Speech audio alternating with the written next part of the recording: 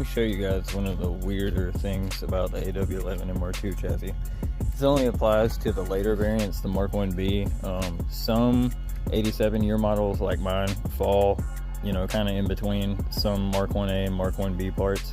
Mine got this intake setup, which we're about to talk about. But anyway, so if you don't know, the AW11 MR2 is a mid-engine rear-wheel drive car that Toyota made that uses the 4AGE 16 valve, same engine that came in the AE92 Corolla GTS. They just dropped it in the rear of this car. It even uses, from what I understand, it even uses the same knuckles and strut assembly as the Corolla, just put in the rear of this chassis. So in order to fit the 16 valve back here, in the early variants, they had a very short airbox assembly that went in the cover of, or in the corner of the engine bay over here. And then on the stock engine bay lid, you had two small vents, one of which would have fed directly to that airbox. Well, as you guys know, mid-engine cars are hard to keep cool.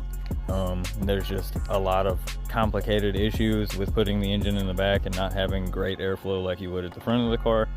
So in order to be able to kind of move some things around, mitigate that a little bit better, Toyota, for the later variants, decided to use this intake box assembly that, instead of being roughly, I don't know, like 20 inches from inlet on the outside of the car to the throttle body, which is about right here, they extended it to this.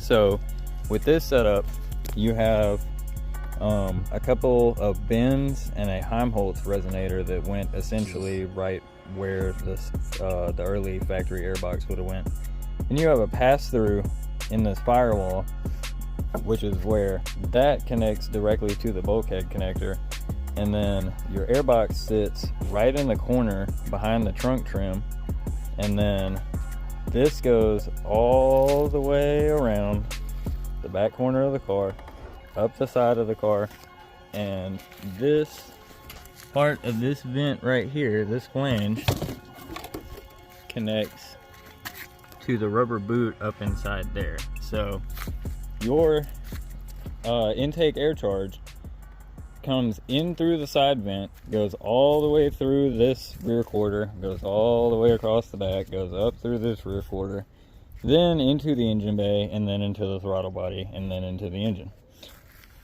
Is this insane to you guys? Is this too much? Is it? I don't know. I've lived with this car for 5 years now, and I still don't know how I feel about it. Let me know how you guys feel in the comments.